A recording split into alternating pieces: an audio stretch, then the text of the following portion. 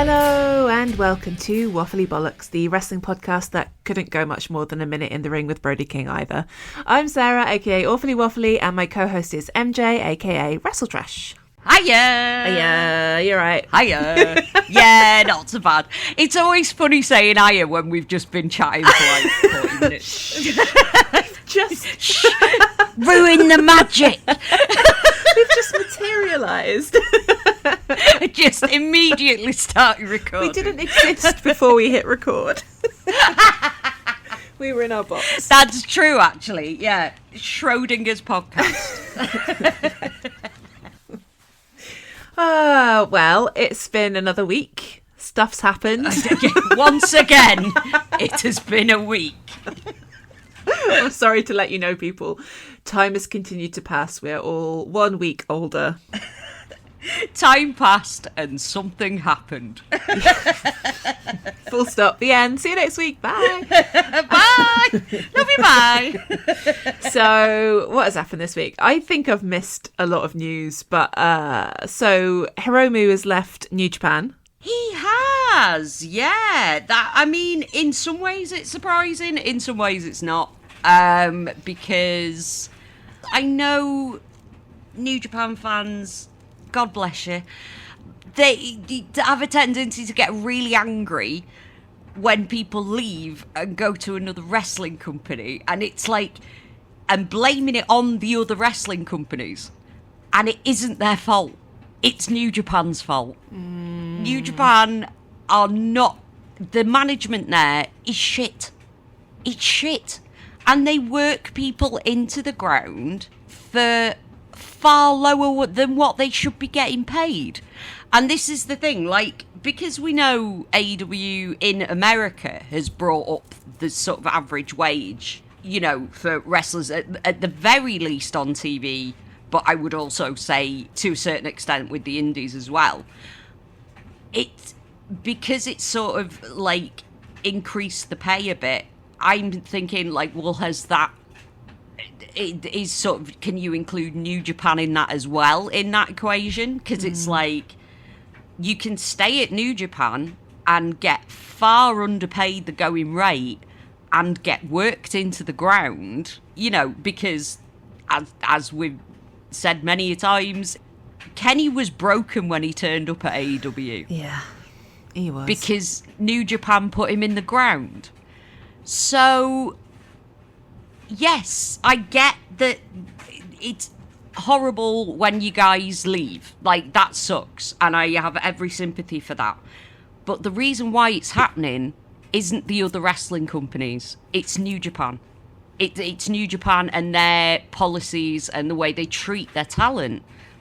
Like, if I was working there and seeing how they're treated in New Japan versus how they're treated in, like, even like WWE to an extent, like how they're treated and how they're paid, I would leave as well. You know, it's sorry, but it is what it is, unfortunately. I believe Hiromu's going to Noah. Do we know now. that yet? I haven't seen any confirmation of anything. I've seen all sorts of I haven't. rumours. I've seen lots of people saying it. Right. But I think he may already be booked for a match in Noah. Okay. I think maybe that's what it is. But also, again, yes, I could see him coming and maybe doing a bit in AEW, which is like, I'd love that. Yeah. That'd be great. Love Hiromu. But it's like, you know, AEW will then be blamed for that. And it's like, I think you're placing the blame in the wrong place a little bit. Sorry. It does look like there are a few people floating around who might be coming to AEW, because we've had, and we'll come back to this, but we've had Gabe Kidd and Clark Connors on the show the last couple of weeks. Yeah. So, don't know about that. And while we're on War Dogs, Driller Dan Maloney is currently injured, so that sucks. But boo. Yeah, don't know where they'll end up, because I thought it was interesting that they were billed as War Dogs on Dynamite. Yeah. So I was like, I don't know if they are that anymore, but maybe they are. Who knows? Who can say? They were in New Japan proper. They were, was it Unbound Company? Yeah. but they're being called the War Dogs. Maybe there's like a dual contract thing going on. I think that the word was from like Fightful was that Clark Connors is signed. Right. But maybe it's a dual contract situation, maybe? Well, we'll find out. Other people who've popped up this week, we had a little video package about Crispy Billy and his recovery. Yeah, Crispy Billy. Yay! I have to assume that he's on his way back. I mean, surely that's what that means, right? Surely that's like a little teaser that he might be on his way back soon. I think so. Oh, Crispy Billy. I have missed him. I missed him, yeah. That little Labrador man. Bless his heart. I love him. I do love him. Like, he's good. Even if he's he's good. I miss him. Even if he's a silly boy who drops himself on his head way too much. Yeah. Less of that when you come back, Billy. Be a good boy. Honestly, like when I met him the first time in the beginning of 2023, and I was like, oh, better be careful, you injured your shoulder, I hope you look after yourself. And he's like, no, it's fine. And I'm like, oh, I realise now that is who you are. Yeah. In and out of character, Will Ospreay is a lunatic. Silly boy. But yeah, I hadn't really been thinking about him, and then they showed him to me, and I was like, oh, Crispy Billy. I think he's got a part to play in future dramas. Oh, inevitably. Yeah. Potentially. I look forward to seeing him back trying to make sense of what's happened since he's been gone. Yeah, it's like, why do all my friends hate each other? Well, Billy, sit down. It's story time. Aww. Poor little guy. He's not going to know. Maybe he's like Kenny and doesn't watch the show unless he's on it. I don't think that's true. I reckon... No, I don't think that's true either. Probably. I mean, he's still been doing, like, working with Eve and we're pretty sure we spotted him lurking in the background of a RevPro show, so I think he's still in and around and watching things. So yeah. Oh, why? Hopefully he'll be back soon. He's just been having a little break, taking in the sights of BritRes while he's been he's getting his neck sorted. Yeah. Yes. Oh, speaking of injuries, Ibushi has been in for another surgery. Okay. Because he broke 2 of his screws, apparently. What? And then he's also going on Instagram, and his post was like, oh, people keep telling me to slow down and to rest. And he's like, I will do it my own way. And it's like, oh, no, Ibushi, maybe do it their way. Just this once, lad. Like, fucking hell. So is this screws... Did he do a Trent? Is it screws in his neck that he's busted? No, or in his screws leg? in his leg. Yeah, he's got a plate in, I think. I just assumed he had screws everywhere. I assume most of these men are just screwed together at this point. Yeah, he may well have screws in his ankles as well, who knows. But yeah, he broke his screws, so had to go into hospital again. And he's just trying to get back too fast. I get it. I get that he desperately wants to get back, and like, because I know he wants to do a last run with Kenny, and it's like, I want that for him too, but not at this rate. If he keeps going the way he's going, he's not going to be able to come back, because he will have rushed it and fucked himself up more. Like, that's the thing that concerns me. Yeah. It's, maybe just do what the doctors tell you for once. Maybe use some crutches when you're hobbling around. Yeah. Fingers crossed for everybody's recoveries. He's a law unto himself, that boy. He really is. He's the weirdest guy. I don't think I understand him at all. Like, just no, what is happening? No. And he's then on his own planet. Less nice discussion. Less nice than broken screws in your leg. So Hangman this week did an interview with, was it Sports Illustrated? Yeah, it was with John Alba. About who I think he well done him for asking the question, because it needed to be asked. So I think it was part of a wider interview, but he was asked about the picture that he took with Marty Scurrl and to kind of explain what was going on there. And I watched the video because I know that there were just snippets going around, but they had cut that part of the interview so you could watch it. And I think I kind of feel the same about it as I did anyway, which is like, yeah, I wish that you weren't friends with that guy. I kind of understand why you are and where you're coming from, but I think you're being a bit of a dumbass. Yeah, basically. I don't think it really it didn't change much for me, other than like confirm what I already thought, really. But it's like he basically said that. I mean, in paraphrasing wildly, but kind of felt bad for him in the sense that everybody else had gone, like, and it was like had cut him off, kind of thing. Yeah. And I can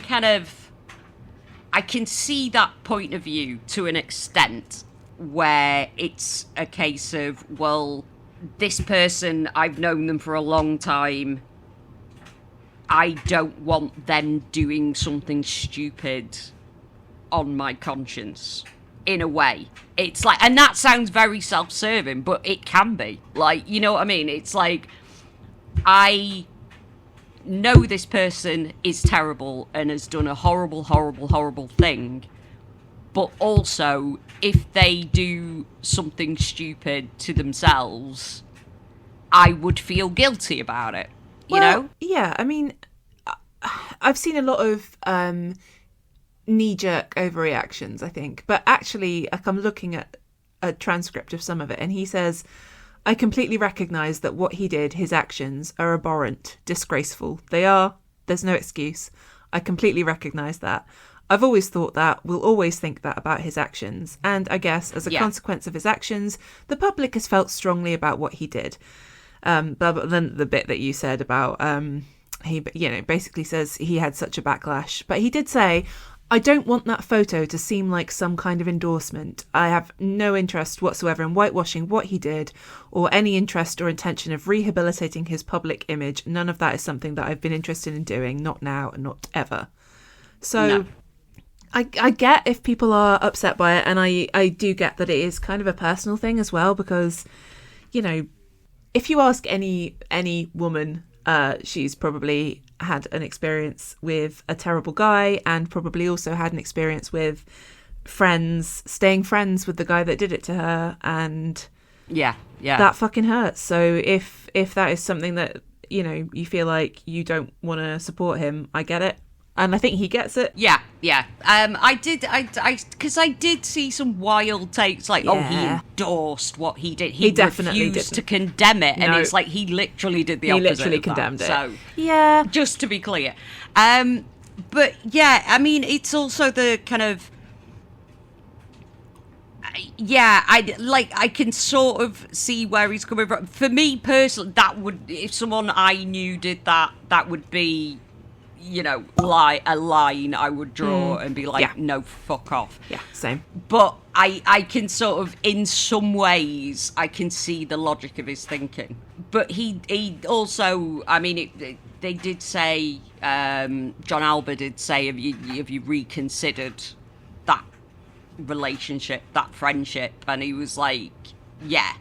He's like, well, I've had to kind of think, like, take a step back and think about it, because...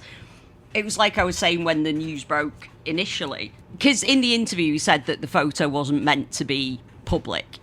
And there's been all this backlash. He hasn't taken it down. He still hasn't taken it down. Well, why would he? It doesn't hurt him. No, exactly. But that's the thing. It's like, if that man was your friend, he would have already taken it down. You have given him that grace... But what has he shown you in return? Leaving the photo up, knowing the problems that it's caused, that it's currently causing, and that it will cause in the future. The other thing as well, I think, is that we're looking to Hangman to have all the answers, or the man who plays Hangman. And, like, he's just a guy. He's just a guy. Yeah. Like, he's made his own decision based on what his conscience tells him. And he's not claiming that he's, like... the moral arbiter of the universe. And this is the thing, he's never claimed to be that. And I think some people have put that on him in a way, which is like, he's just some dude. He's just and he tries to do the right thing. And maybe he makes a decision that I wouldn't make. But, like, none of us is perfect. None of us makes the right decision all the time. There is no answer. No, there is no answer. And he's obviously rethought it or is rethinking it. Yeah, that's it. Yeah, the situation's not cut and dry. It's not over. It's like, it's an ongoing conversation. Yeah. I think it was handled as well as it possibly could have been handled. Yeah, I don't think there was anything else he could possibly have said in that interview. No. And it's like, I people don't fuck with him, completely understandable. Like, I understand that completely. Yeah. What I don't necessarily think it's okay to kind of just completely write off one person's one action negates everything else that somebody has done. On the whole, I think he's a good person. I don't think it's malice. You know what I mean? It's like, I think maybe if anything, he's been far too empathetic towards somebody who doesn't deserve the empathy. He seems like a thoughtful guy who tries to do the right thing. And that is all we can ask for from anyone, really. Yeah, and in this case, he just happened to not do the right thing. And it's that is between him and his conscience. Do you know what I mean? Like, but at this, I don't think you can write off somebody entirely for a bad judgment. Well, the other thing is, like, things are not necessarily always entirely good or entirely bad. No. People contain multitudes. This is the thing. Yeah, always. But we live in a world where we've all been brainwashed by Twitter into thinking that all arguments should fit into 140 characters and contain no further nuance. Yeah. Things aren't always as black and white as you think they are.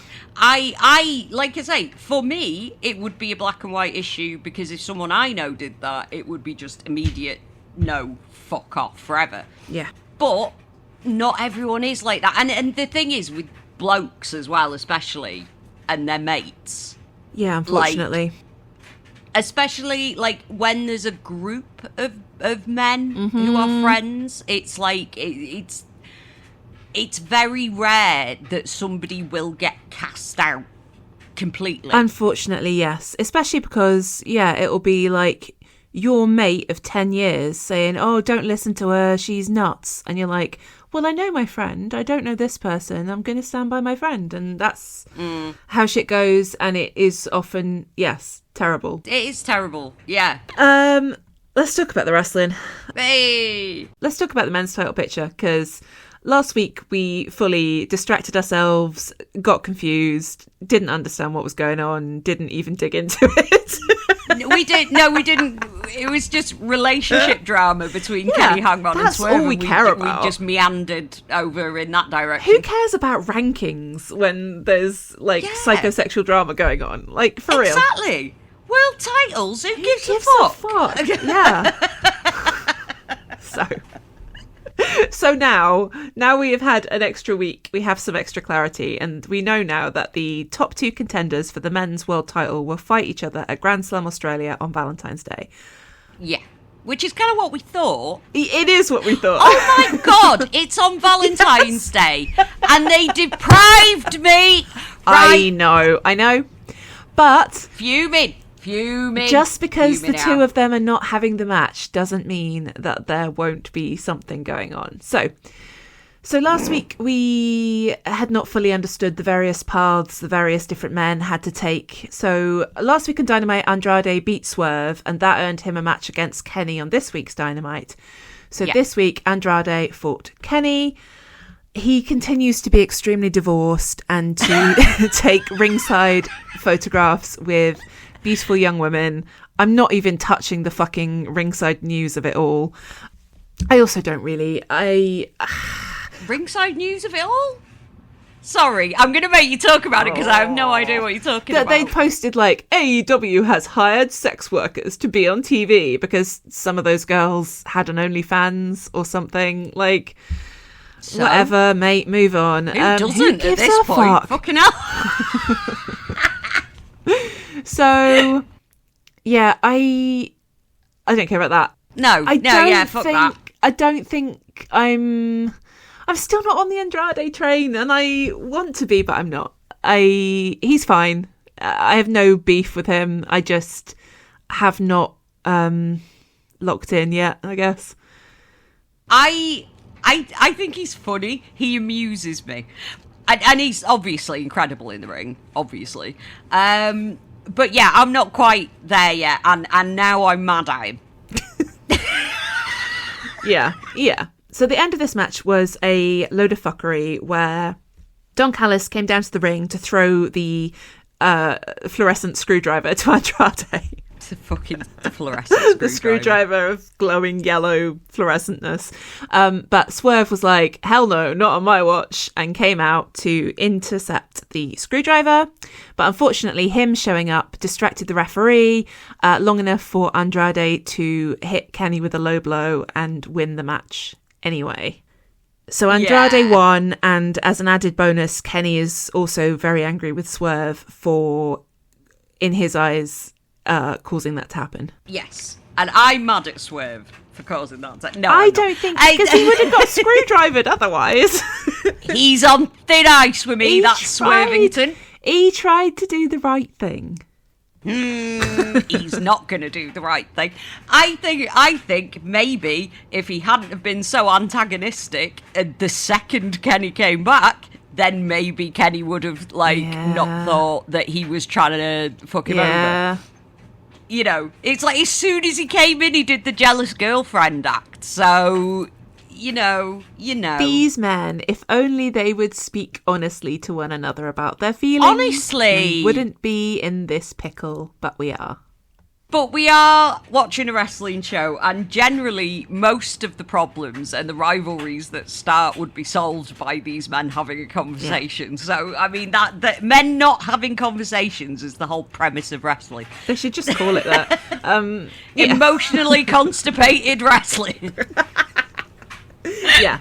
So Andrade has deprived us of Kenny versus Hangman. I'm so angry. I'm angry at everybody. Yeah. Because the bit that we didn't understand last week, we were like, does Hangman get a bye? Is he just automatically there? No, Hangman is fighting Mark Davis, which, question mark, does that mean if Mark Davis had won this match that Mark Davis would be in the number one contenders match? Because that's fucking insane. Have to assume. You have to assume that. Yeah, I think. Yeah. This match was fine. It didn't move me. I don't know what's wrong with me. I'm just not feeling it this week. I'm like, yeah, it's fine. I enjoyed it. Because it was a big beefy boy hoss fight, and I love me a big beefy boy hoss fight. I don't generally. I enjoyed it. I thought a big boy and a little boy, not two big boys. Don't nobody take that out of context either, Jesus. I did like it when oh, fucking hell. I did like it when Hangman managed to get Davis into a tombstone pile driver and just like absolutely murdered him on the ramp. That was good. Yeah, that was fun. I was like, oh, okay, now I'm paying attention. Back in the room. Yeah. There was loads of, but like before we get too far into it, but there was loads of stuff on this episode that I did like. It was just some stuff just wasn't hitting for me and other stuff was, and that's fine. So now it's Hangman versus Andrade on Valentine's Day. Yeah, on Valentine's Day, when we could have had Kenny versus Hangman, and I hate it. I hate everything about it, and I'm going to sulk about it forever. So fuck you. Okay. Not stuff. You, just the general you. My fault. I didn't make it happen. Not you specifically. So is Andrade gonna fucking win the whole thing? I don't know. I feel like probably not. like I don't think whoever gets this title match at Revolution is winning it. Honestly, like against MJF, I don't think they're winning it. But is he gonna beat Hangman? Probably. Whoever he ends up fighting, he's going to end up beating, I think. What is happening? I don't think he's going to drop it yet. Well, let's come to that in a second. But, so, who do you think is winning out of Hangman and Andrade? I think probably Hangman, unless there's fuckery. Okay. I genuinely don't know, because I was like, oh, Kenny's winning this and Kenny's going to take the title, and then that obviously isn't happening. And at the very beginning I was like, I want Swerve to win, so clearly whoever I endorse is not going to win. I still wonder if potentially Kenny might win it at some point, but not at Revolution. He's got to win it sometime. Well, I don't know. But, I mean, I guess potentially Andrade beats Hangman, and then Hangman, Swerve and Kenny go off to continue their love triangle, not with the with the title not immediately in the picture. Because, we're surely not wrapping that up. That's a whole big mess. So, I don't know. Yeah. I mean, yeah, maybe they're going to do that without the title being involved. I don't know. Or, I mean, I guess the other thing is if Hangman does win it back and then Swerve turns on him. Maybe. I don't know. What the fuck? I don't know. I don't see... I don't know. Like that I don't know. Yeah, I was going to say, I have like no wildly fucking speculating clue. about it. Literally no idea what's happening here, because I've seen people talking about the whole lore about MJF can't beat Hangman. But what if he does? I think he might, to be honest. But this is all on the assumption that by the time we get there, that MJF will still even be the champion, which he might not be. He might not be. No. Before we move on to this match, though, I am so tired of Kenny versus the Don Callis family. Can we just wrap it up now? I'm tired of it. The thing is, the Don Callis family are taking over literally everything. They have got their fingers in every pie. They have, but fucking hell, can Kenny not just get a win and be done with it? I'm so bored of it. I don't know really if he can, bored of it. because surely Kenny, ultimately, his fate is forever entwined with Ibushi and Don Callis, and potentially Hangman. Yeah. Is that not his kind of eternal story? So I don't know. I guess maybe it's just I like the Hangman and Ibushi part of that. I'm really bored of the Don Callis bit.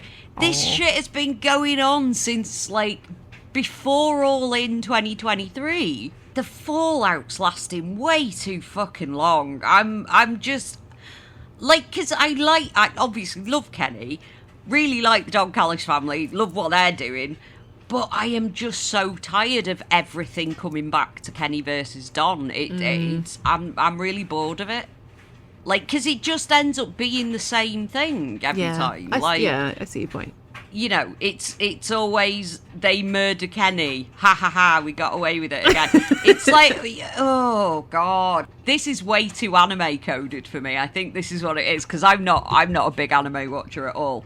But this is long story arcs that go on for series and series and series, and it's but I think that's part of the reason why I don't watch a lot of anime, because I'm this is taking way too long. I'm a big fan of I do like long form storytelling, but this is too long.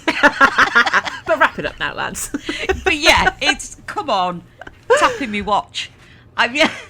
But it's sort of I wouldn't mind if it was there was something different with it, but it never is. It's just all screw job, screwdriver. Yeah. Kenny gets murdered at the end. It's the same thing every single time, and I'm kind of tired of it. Maybe we need Kenny and Ibushi to both be healthy at the same time, so we can finally vanquish Don Callis. That would help. But I mean, at this point, either Ibushi or Hangman would be fine. Yeah. Because I'm really tired of it now. Can we just do something else? Can we have Kenny having a rivalry or a feud with somebody without Don Callis being a factor? Leave him out of it. leave him out of it. Like, I don't understand why every single storyline Kenny has to involve Don. Like, it's boring. Sorry. We're just besties. Yeah, I mean, I get wanting to work with your mates. That's great, but yeah, I am tired of it. I'm really tired of it. Well, you've murdered my segue now, but Sorry. But the main event of Dynamite was the eliminator match between Brody King and MJF, and I am sad that I wasn't watching live for this one because I knew how much time there was left in the episode. But so Max had been bragging on Twitter that he could beat Brody King in under 2 minutes. Yeah. And then just as the match was starting, we should probably talk about the chants first with the fuck ice thing, because that has fully broken the internet, I think. It's fully broken the internet. The AEW has broken containment. Big time. And I'm not entirely sure I am cool with that in some ways. Like, in some ways, yes, it's great. Brilliant. Oh, but it's exhausting, though. The number of, like, if even the stupid wrestling fans who don't know wrestling is fake. Yeah, that pisses fuck me off. Yeah. Fuck all the way off. Like, that's just you showing your prejudices and get fucked. It's like classism. It's pure classism. It is, like, oh, well, all the people who watch wrestling are working class, therefore they are stupid hicks who don't know culture. Yeah. And it's like, get all the way fucked. Get all the way fucked, you shit-lib idiot. But it was fucking cool to see that happen. I didn't expect it to take off as much as it has. I didn't think it would go this far. My only worry, and I was saying this on Blue Sky yesterday, is I am not sure how much I want AEW to be on the current administration's radar. Yes. Because of the amount of foreign wrestlers they have working for them. That could start causing problems. It's like I said ages ago about the fact that Naito can't get a visa. And we all know the Fed is in the pocket of the current American administration. Yeah. Do you think Evil's going to have the same problem getting a work visa? Because I don't think he will. It's fucking bleak, though, but because it's like, at the same time, you can't be afraid to speak up. But yeah, you absolutely don't want not. No, that's the thing. It's just the little worry in the back of my mind is that they are going to make life difficult for people, not just sort of the foreign wrestlers who work for AEW, but also the people who are outspoken. Yes, and it's like it's great. It's great that people are speaking out. Love that. But I do have just a little worry in the back of my mind that it's going to cause problems for people, and I really hope it doesn't. On the bright side, Tony Khan is a billionaire, and money does seem to go quite a long way towards fixing some of these things. So fingers crossed. Yeah. Fella Sean on Blue Sky was saying, like, they probably wouldn't fuck with an NFL owner. Can but hope. You can but hope. Fucking hell, burn it all down. Burn it all down. No, we are just here to talk about the wrestling today and not burning down the entire establishment.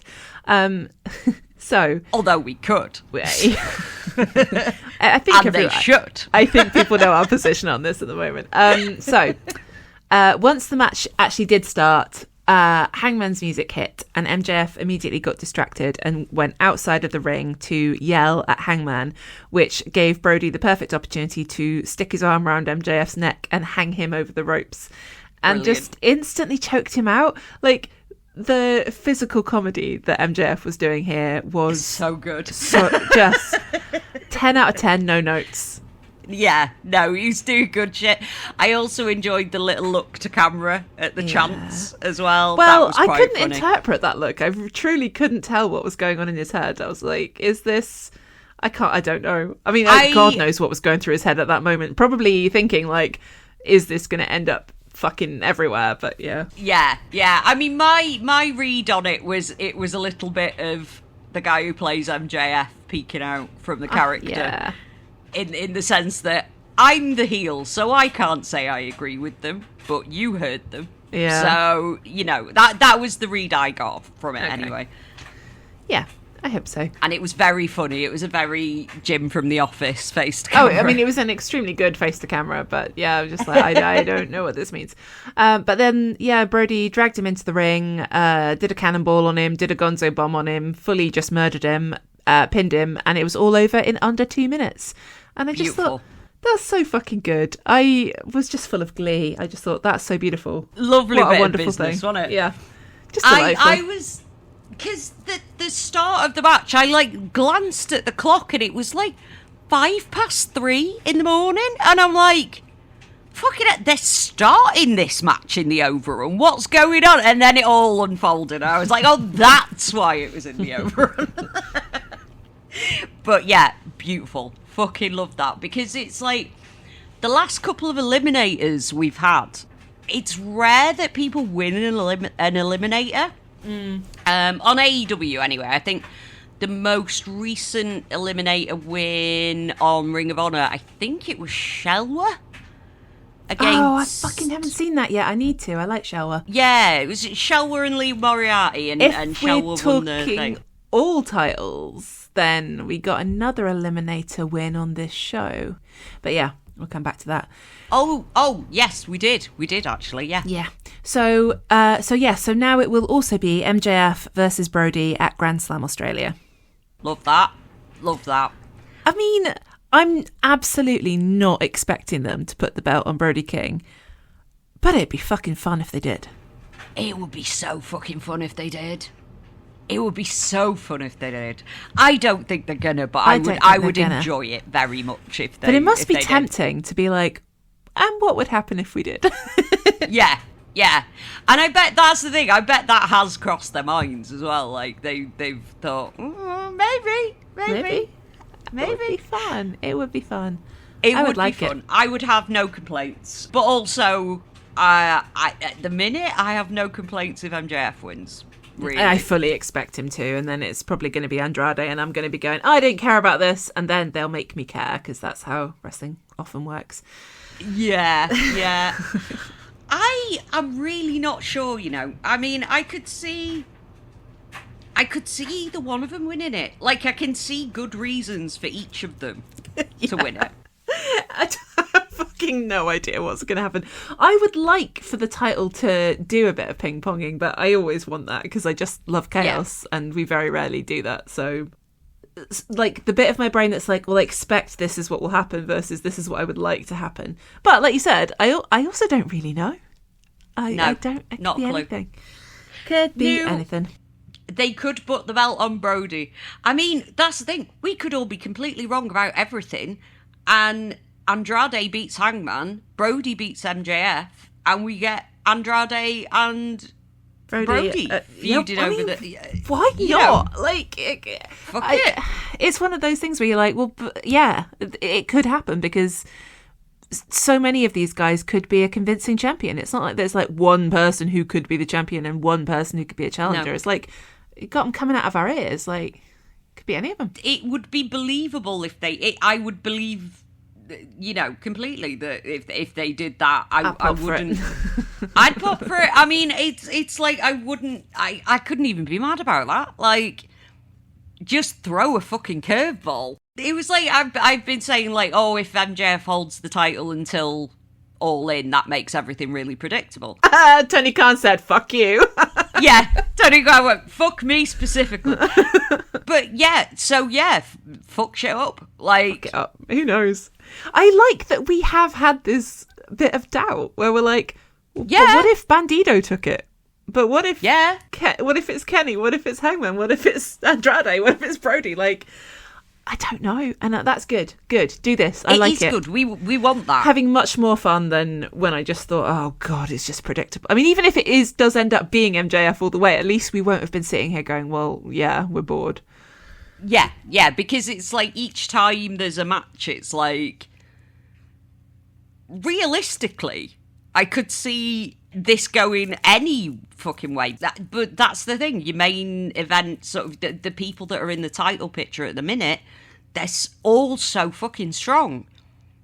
So there is no bad choices there, I think, really. And if we're talking about sports-based presentation and trying to make wrestling more realistic, like, sometimes people get a shock win. They do. All it takes is 3 bad seconds on the part of the champion. Yeah. It's very true.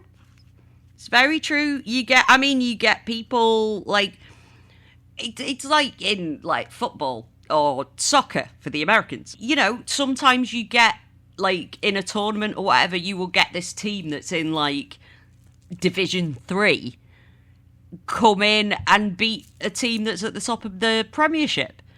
It takes one bad day. Yeah, and you could easily tell that story in wrestling as well. It's just one bad day. I wish they would do that more. But hey, who knows? Someone else who also said that was also trying to say that they're gunning for the men's world title was Darby Allin, but he got attacked by Gabe Kidd before he could make a convincing challenge for it. I have never been so relieved to see Gabe Kidd in all my life. It's like, hi, Gabe. We love you now. Yeah. I'm sorry. I know Darby's popular, and I understand why, because I too enjoyed people like Darby Allin when I was a child. But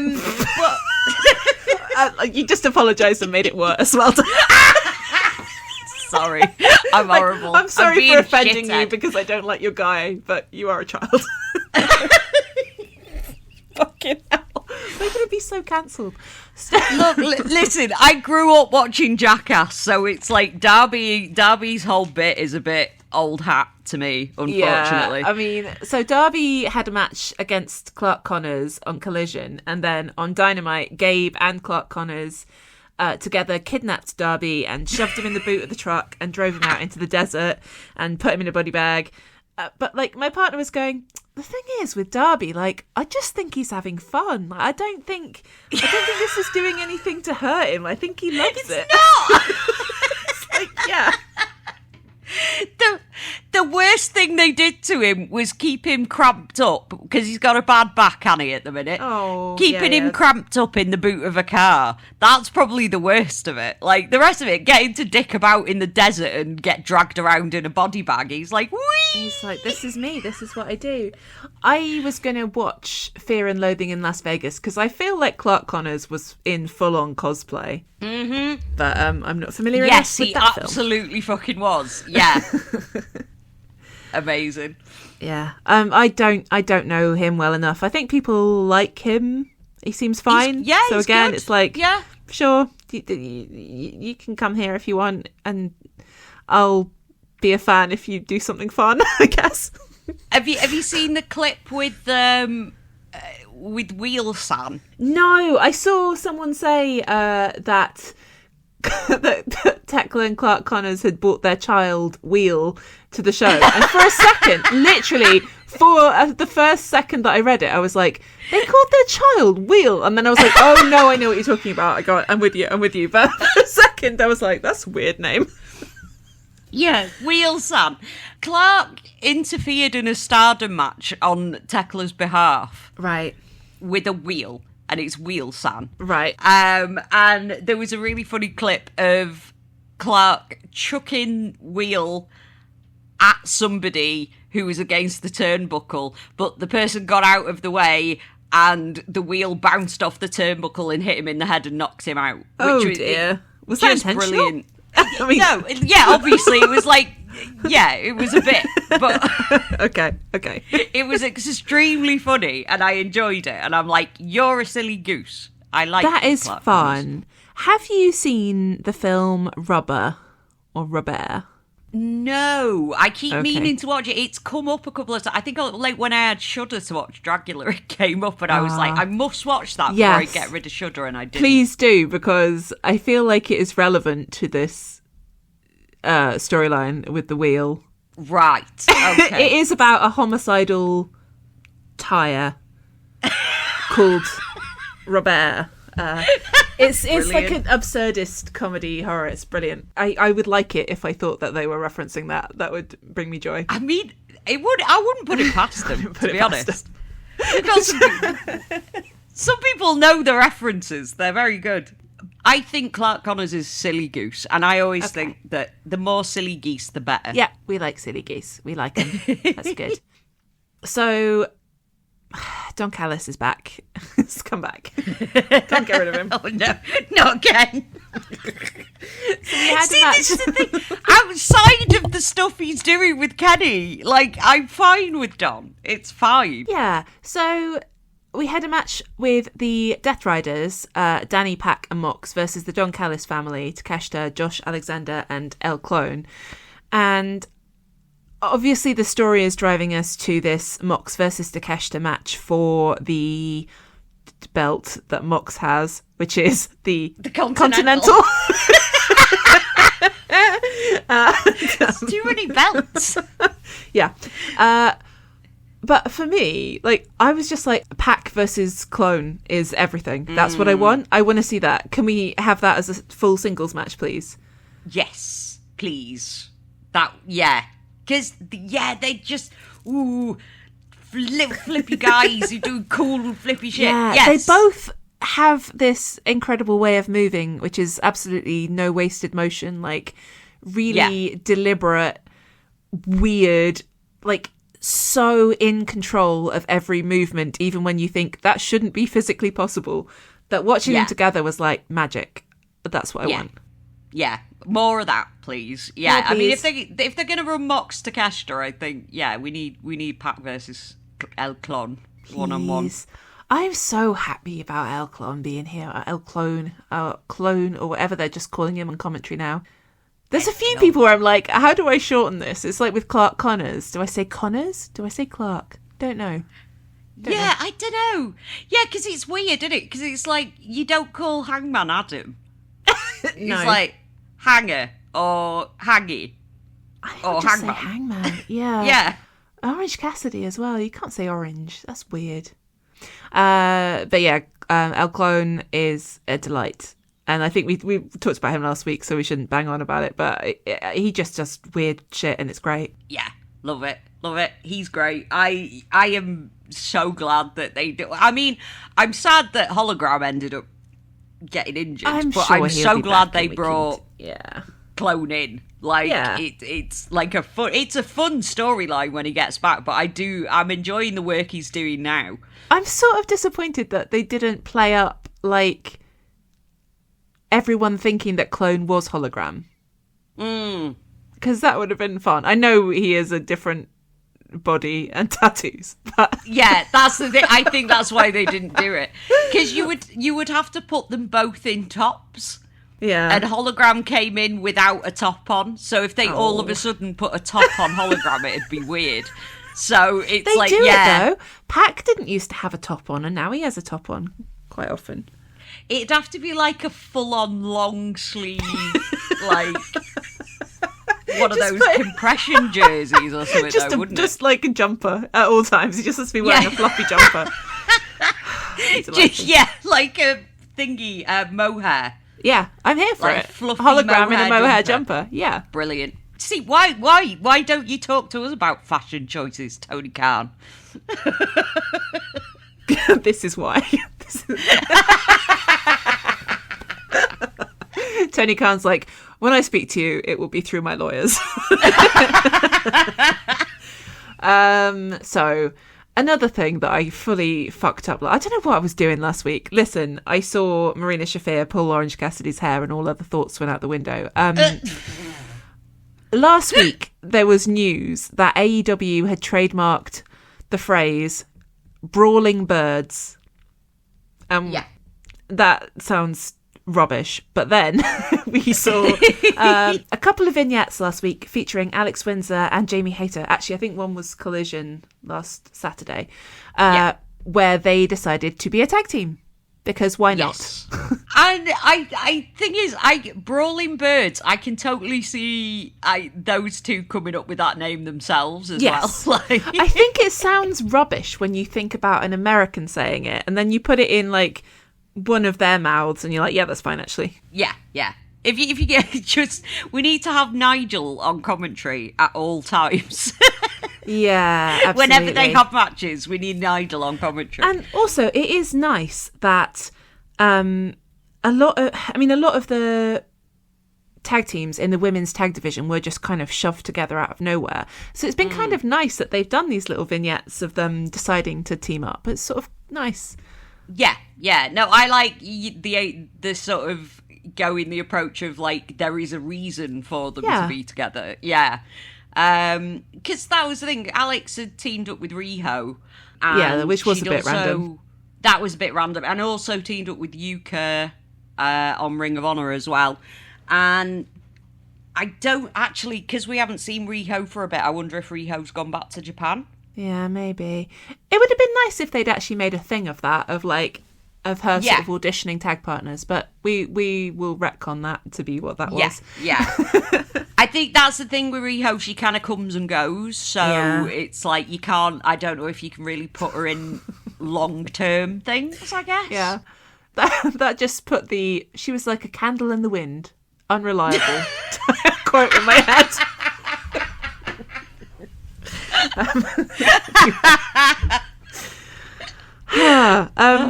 So in case anyone's wondering, the two of them don't have a long history in Brit Wres or anything. There's nothing to really catch up on. I did a bit of a dig into their cage match histories and there's basically nothing. They did have a singles match in Eve, but that was last year. And the only other thing I could dig out that was potentially like a interesting nugget was that both of them are 2-time RevPro undisputed British women's champions. Hey! Yeah, obviously nice. Alex currently has it. But yeah, so I'm here for it. Show me what you got. Same. I like that Alex is kind of like going like for the 70s aesthetic as well. I kind of want the 70s cop show with them both in it. Like that bit where they were both walking towards the camera. Yeah, it's fun. Yeah, like Cagney and Lacey, but 70s and British. I would also like to see... Well, I would like to see Alex and Jamie. I would like to see the Brawling Birds. I'd like to see them take on Hyperactive. I would like to see them fight Pretty Psycho. So that's Amira Blair and Zoe Lucas. I'm like, yeah, bring it on. I do it. Yeah, that'd be awesome if they get Jamie back in and do some RevPro stuff as well. That'd be awesome. I could just see some fun matchups. Yeah. But meanwhile, in the women's tag division, the Babes of Wrath have been busy defending their titles. They defeated the Sisters of Sin on Collision, and so this was the match that they got because they asked the Sisters of Sin not to interfere in the title match between Kris Statlander and Thekla. But after the match, Thekla did come in to be a menace, and so did Kris Statlander, and then so did Megabad. And so then the Babes of Wrath had to defend their titles again on Dynamite against Megabad. And they lost. They did. Oh, this is our other eliminator where the challenger ended up winning. Yeah. For a change. Yeah, good match though. Really enjoyed it. That's the thing. It's like the women's tag division already is really fucking stacked. It's really fun. And I really liked that both of those matches were won with a tag team move. Mm-hmm. So the Babes of Wrath won with a soul food combination move of some kind that my tongue immediately wants to say half and half soul food combination, but it wasn't. No. And we don't think about that. And Penelope hit the Doomsday device on Harley, and then Megan pinned her. So yeah, it was nice. It was nice that they're actually like, yeah, tag teams. That's what I want. Yeah. It's not just two random people. It's like, these are tag teams. They are tag teams and they have tag team moves. I fucking love a Doomsday device. Yeah, a Doomsday device is one of my favourite tag moves of all time. It's good. So good. Fucking love it. I was a little bit surprised that Megabad won, but at the same time, like, they're so dominant that actually, no, it's not unrealistic at all in any way that they won that. And then we had, because that was just off Megan having a match with Joey Janela against Jet Speed as well. I need to watch that. Before. Is that on GCW? I need to watch Yes. I've seen the edited highlights that were filmed on a phone on Speedball's vlog, but I need to watch the match properly. Okay. Yeah, what a delightful thing that is. Yeah, because Megan bloody had hold of Speedball and Kevin and chucked him over her head. Legend. What a legend. She's fucking good. But he's so strong. This episode, yeah, she is. This episode of Dynamite, weirdly, started with like the Collision Talking Heads thing. And Megan Bain talked. And I was like, this is really weird because this is Dynamite, not Collision. And also, Megan Bain didn't talk for ages and now she talks. Yeah. So it's like, okay, fine. I don't know why they did. It's like, she can talk. Why did we do that? Maybe she just needed to get her confidence with it. Maybe she just had laryngitis. Who knows? Maybe. Who knows? So yeah, I'm into it. It's all fun at times. And for some reason, so hang on. So Megabad will now get their title shot at Grand Slam Australia. There's still a Dynamite in the middle. Yeah. For which we're not really that bothered about booking. But Kris and Thekla are having a rematch on that episode. Yes. Which will have a stipulation, which has not been revealed yet. No. And I think the rematch just comes from the fact that Thekla has pissed Kris off enough that Kris has just gone, oh, fine, why not? I'll give you a match, I just want to beat you up. But Kris gets to choose the stipulation, and I don't know what she'll choose. I hope it's something fun. Yeah. Go on, plunder match. Go on. Well, Kris was in really elaborate, like, get-up, considering she was only there to just do a little talkie spot. Yeah. But she had, like, an alien Wonder Woman outfit on. It was cool. I loved it. She looked cool. Like, she's so beautiful. And she is stunning. But stunning.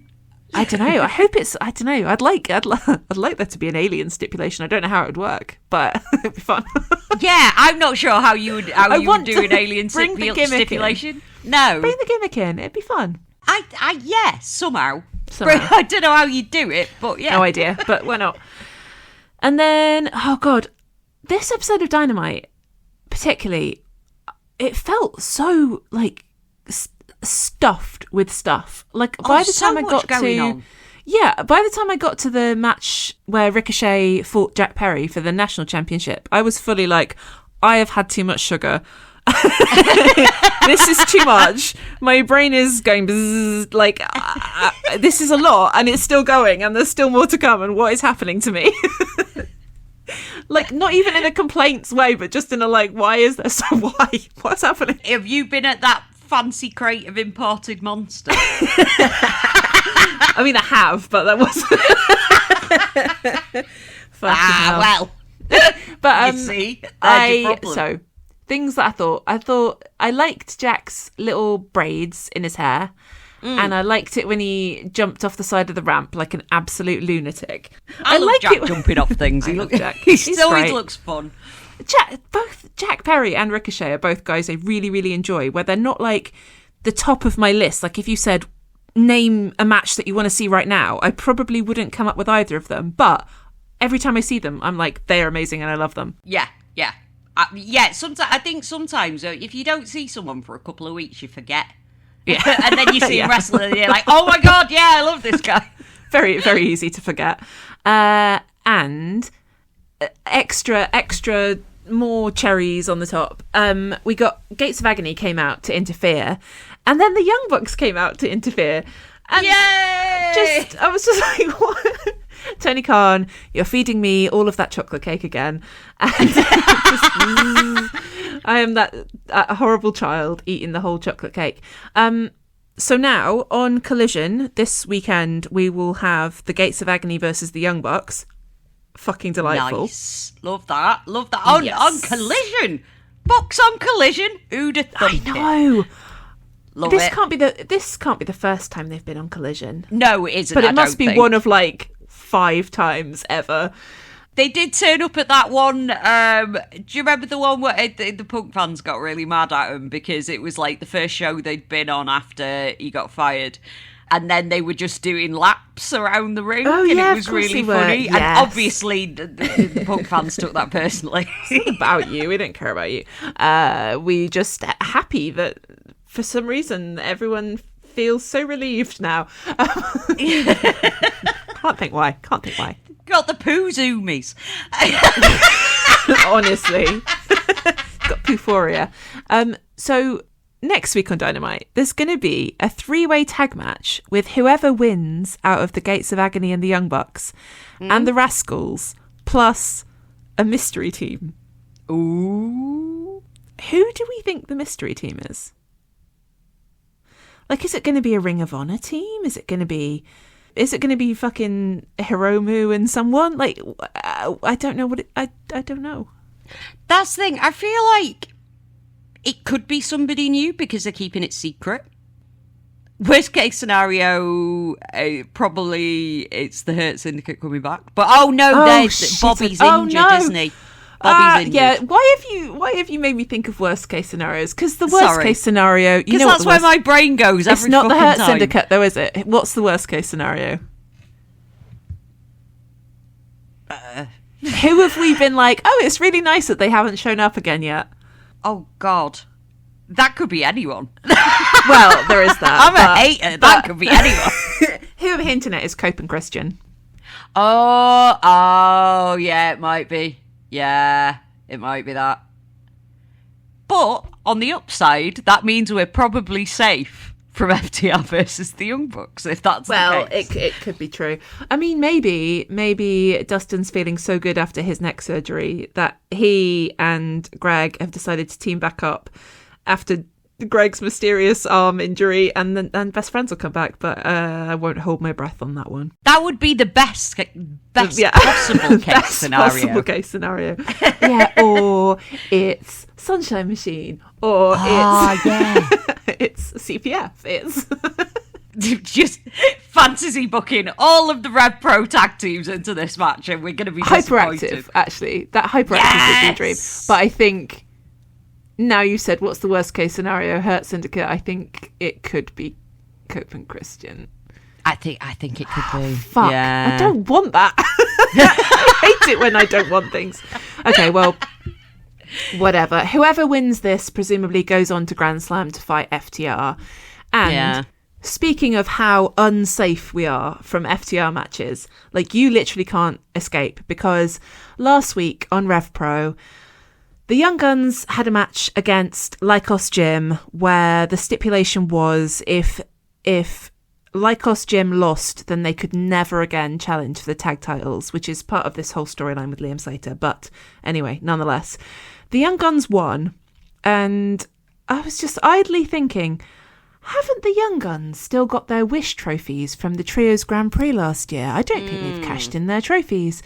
And then at the end of the match, Luke Jacobs sprinted off and came back with his trophy and said, "We're calling our match. We're cashing in our Wish trophy, and we want a match against FTR at RevPro Anniversary at Wembley on All In weekend." Oh, I mean, that's the thing. On one hand, FTR. But on the other hand, I bet they're living the best lives having that. Yeah. Like, I'm chuffed for them. I'm happy for those boys, because I think from the way that they wrestle and everything, I imagine that, like, that'll be a dream match for them. Yeah. And it's super exciting that it's possible that Andy can get them FTR on that weekend and they can have that match and they'll be happy. But I have previously said that I think that the Trios trophies are cursed. And now I think that is confirmed. Yes. Yeah, I think we can safely say that is the case now.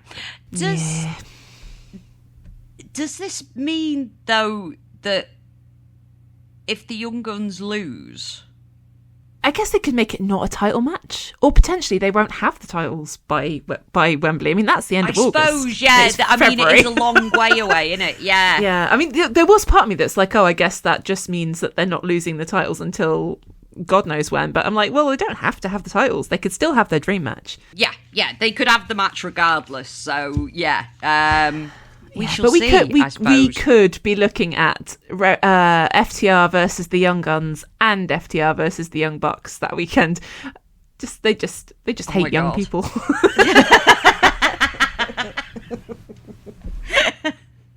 Old man Dax is like, how dare you? With your youth. Actually, I'm pretty sure, like, the Bucks are, like, older than Dax as well. They're not, yeah, exactly. It was just a joke about their names. But yeah, who knows? So, other stuff. Crew had a match against the Rascalz, and Crew are the other team that I was trying to remember last week when I said there's another Ring of Honor team that have added a woman, because Crew. Lacey Lane. Yeah. Yes, that's exciting. I like that. Yeah, I love that. The Rascalz need a girl. Who can they get? Who have we got who might be a stoner? I was going to say, who's the biggest stoner on the roster? I don't know. Don't know. But yeah, that'd be fun. But yeah, that's a fun match. And now the Rascalz are going to graduate onto Dynamite, so that's fun. Yeah, that was a really fun match. I really, really enjoyed that. It was just a bunch of flippy boys showing out, and I always love that. Thoroughly, really enjoyed Collision this week, actually. Really good episode. And also, that apparently reflected in the ratings, because it got, like, 500k, which it never normally gets that many. I thought I saw someone say that the way that they the ratings had changed. So actually, perhaps they were doing those numbers all along, but we just didn't know? I don't know. I mean, even before they changed it, Collision was getting about 300. So, okay, I mean, seems good. However they've changed it seems to be doing pretty well for wrestling. So, good stuff. Happy times. We saw Tommaso Ciampa win the TNT title and do some silly business with his family and with the title, and he seems like a fun guy. So that's interesting. He does. And it's like every interview I've seen or read with him since he's been in AEW is like, yeah, you probably should have been there the whole time. What's the deal with him and giraffes? I've seen stills of him being interviewed where he's feeding a giraffe. Yeah, because he arranged his holiday, his family holiday, around, like, they were going to AEW and he was basically going and seeing about getting signed or whatever. It was like, and he was saying in this interview that either we have a nice holiday and I get a job at the end of it, or we just have a nice holiday. And they went on like a giraffe safari and things. Aww, like while that's they were there. Really fun, but I guess he didn't have to do it while he was being interviewed. I mean, it's fun. It's quirky. I like it. Yeah. He seems like a silly guy, and I enjoy that. Again, I enjoy a silly guy. I think with Ciampa, it was like he went to NXT, like the black and gold iteration of NXT, when it was like a big kind of super indie type situation, and it was just before, I think him and Gargano got signed, like, just before AEW became a thing. Right. Bad timing. Yeah. So I think if things had have worked out a bit different, if AEW had have started a little bit earlier, maybe, I think there's just as much of a chance that they would have ended up in AEW. But he's here now. I really enjoyed that match with him and Briscoe.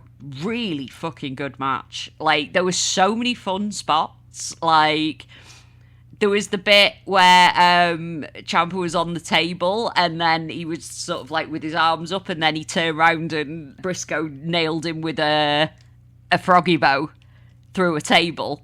That was fucking awesome. And I don't know what it's called yet, but the finisher, like Ciampa's finisher.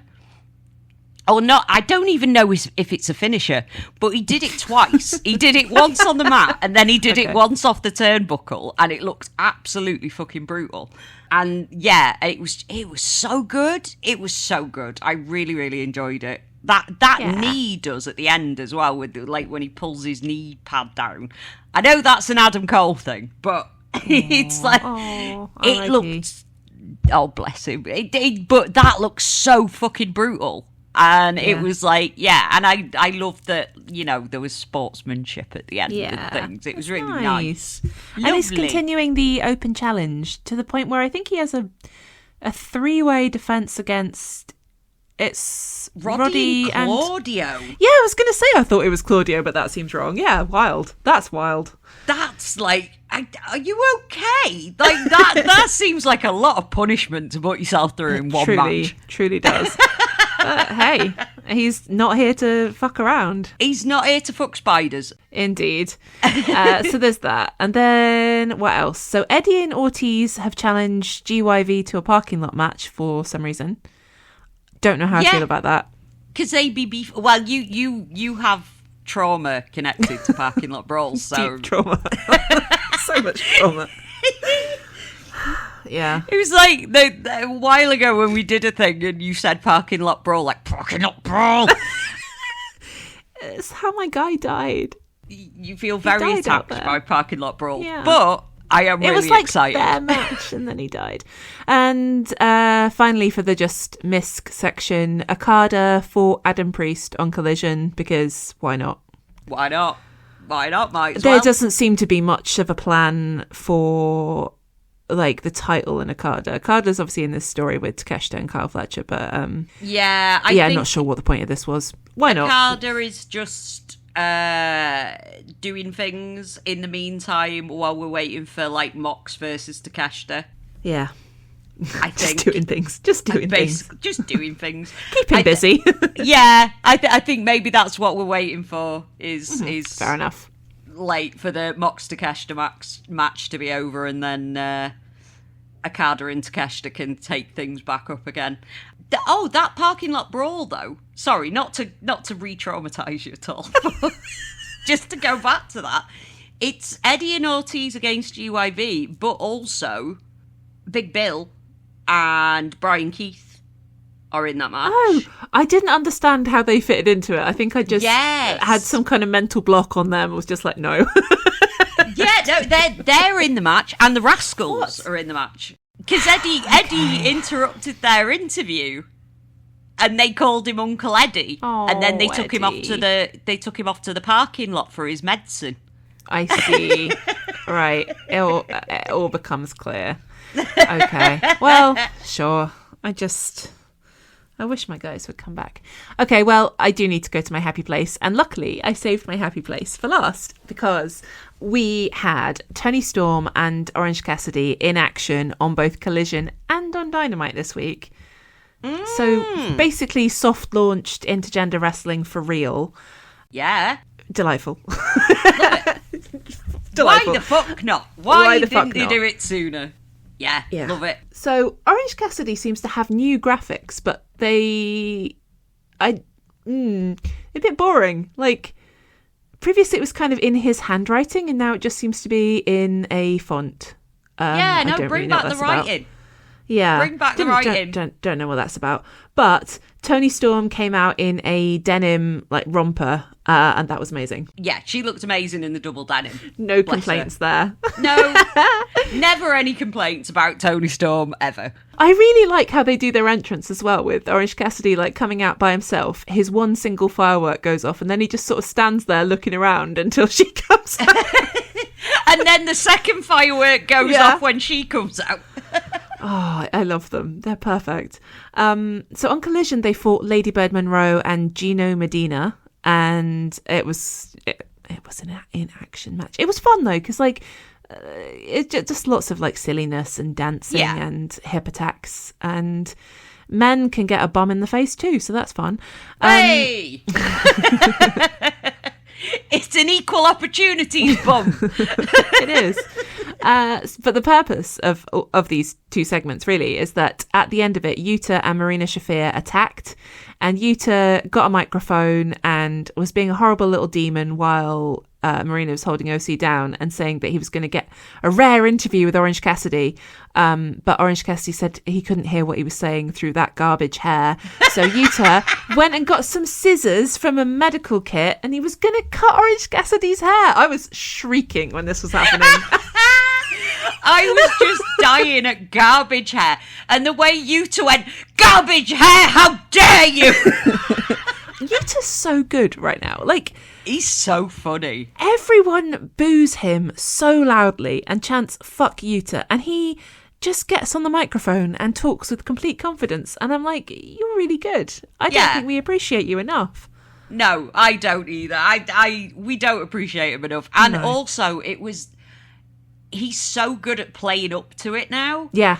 Like, I think because that level of booing, I think maybe a younger, newer Yuta would have been thrown by that level of hatred, maybe. But the Yuta we have now is like, yeah, fuck it, bring it on. And I love that. Didn't he start out as a heel on the indies, though? Wouldn't he have like a weird hacker gimmick at one point? He did, yeah.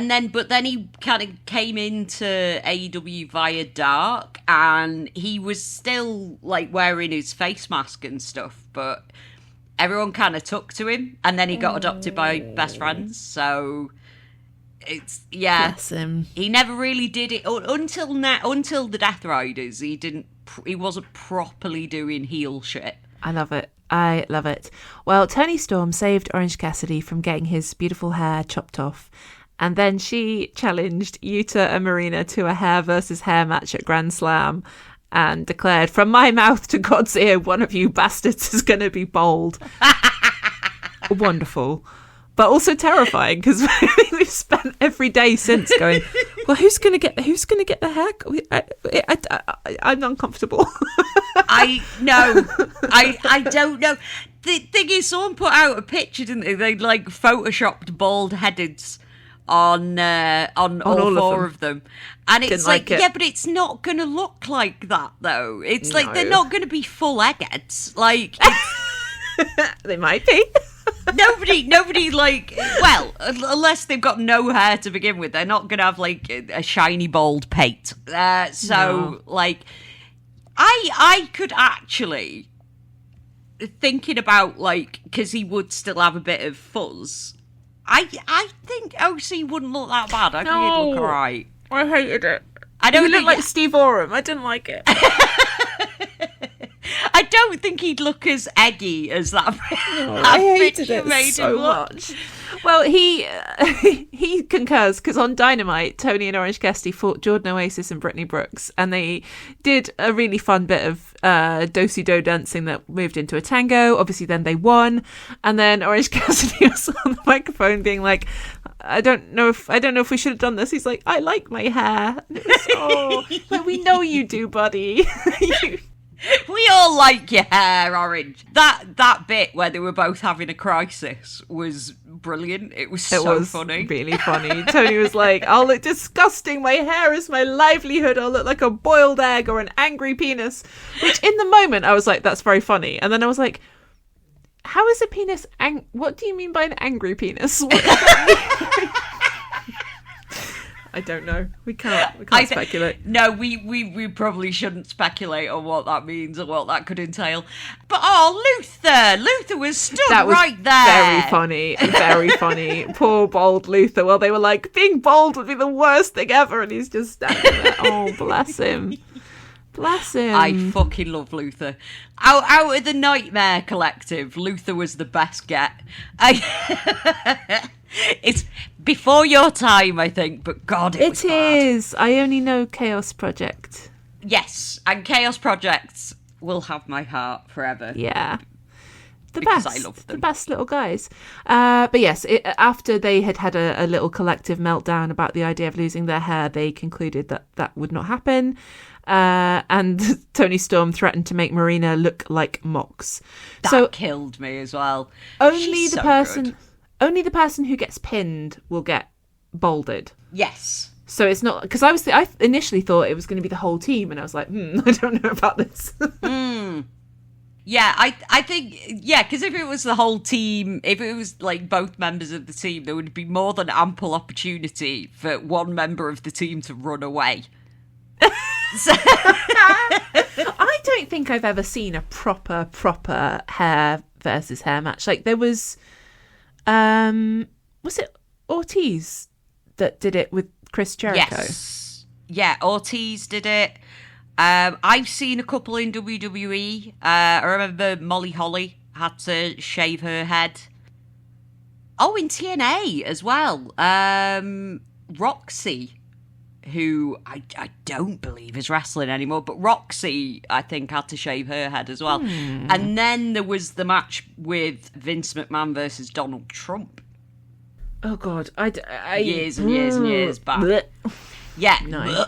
And Vince Why had to shave his head in that. Why couldn't they both have killed each other in that moment? It's a shame they fucking didn't. Probably can't say that, can I? But I don't know. I was thinking about the whole bold thing and the idea of like, it wouldn't work, but I was like, is there some way to like taunt your opponent, like come out in a bold cap? Yeah. I've got nothing to lose. I don't know. I know, as if we haven't talked about him enough, if he doesn't haunt the narrative enough. I know Chuck Taylor did a hair versus hair match ages ago on the Indies, but I've never seen it. No. Got his head shaved. Bless him. Oh, his lovely hair. Oh.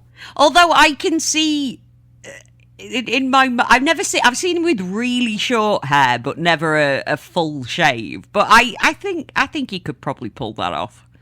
Probably. He's got lovely hair, same as Orange Cassidy. But Orange Cassidy is the one who has the least amount, like it would grow back the fastest. So you kind of got the least to lose here, but yeah. See, somebody said that because I was like, Marina with a shaved head would look fucking cool.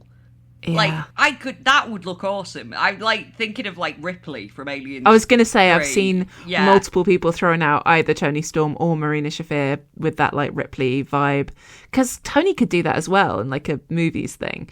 Yeah, Toni could have fun with wigs, which Yes. I would Yes. absolutely live for. Yes. But I think probably we're looking at Yuta.